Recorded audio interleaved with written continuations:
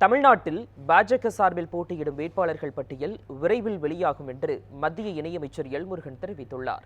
சென்னையில் செய்தியாளர்களிடம் அவர் பேசியதை மகாயுத்த மேடை பகுதியில் பார்ப்போம்.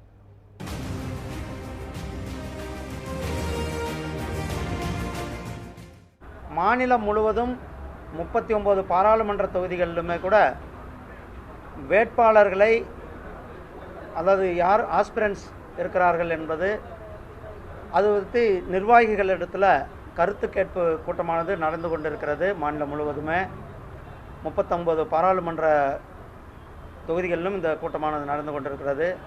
அதனுடைய ஒரு பகுதியாக இன்றைக்கு தென் சென்னை பாராளுமன்றத்திற்கு உட்பட்ட பகுதியில் நம்மளுடைய நிர்வாகிகள் கூட்டத்தில் யார் வேட்பாளர்களாக வரலாம் அல்லது நீங்கள் யாரை பரிந்துரைக்கிறீர்கள் என்ற ஒரு கருத்து கேட்பு கூட்டமானது இன்றைக்கு எங்களுடைய நிர்வாகிகள் இடத்துல கேட்கப்பட்டிருக்கிறது.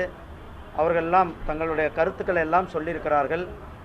எங்களுடைய கருத்துக்களை எங்களுடைய தேர்தல் கமிட்டிக்கு அந்த நாளை நடைபெற இருக்கிற தேர்தல் கமிட்டியில் இந்த கருத்துக்களை சொல்லுவோம்.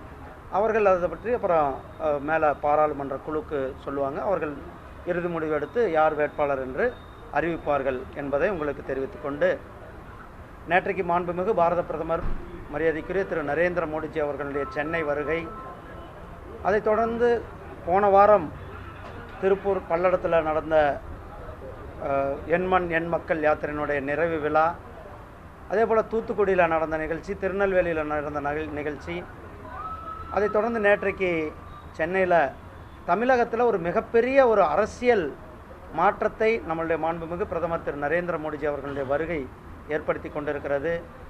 எண்மண் எண் மக்கள் யாத்திரை தமிழகத்தில் இருக்கிற 234 சட்டமன்ற தொகுதிகளிலுமே மக்களினுடைய பேராதரவோடு அந்த நிறைவானது நடைபெற்றிருக்கிறது. இது இன்றைக்கு தமிழக அரசியலில் ஒரு மிகப்பெரிய ஒரு தாக்கத்தை ஏற்படுத்தும். இன்றைக்கு தமிழக அரசியலில் பாரதிய ஜனதா கட்சி, எங்களுடைய தேசிய ஜனநாயக கூட்டணி, பாண்டிச்சேரியும் முதற்கொண்டு 40 இடங்களிலுமே எங்களுடைய தேசிய ஜனநாயக கூட்டணி வெற்றி பெறும் என்பதுதான் அனைத்து தரப்பு மக்களினுடைய எதிர்பார்ப்பாக இருந்து கொண்டிருக்கிறது. மாண்புமிகு பிரதமர் திரு நரேந்திர மோடிஜி அவர்கள் 400க்கும் மேற்பட்ட தொகுதிகளில் வெற்றி பெறுவதும் உறுதியாக இருக்கிறது. இன்றைக்கு தமிழக பாரதிய ஜனதா கட்சியினுடைய நிர்வாகிகள், தொண்டர்கள் அனைவருமே ஒரு மிக வேகமாக மிக உற்சாகத்தோடு களத்தில் தங்களை ஈடுபடுத்தி கொண்டிருக்கிறார்கள் என்பதையும் நாம் பார்த்து கொண்டிருக்கிறோம்.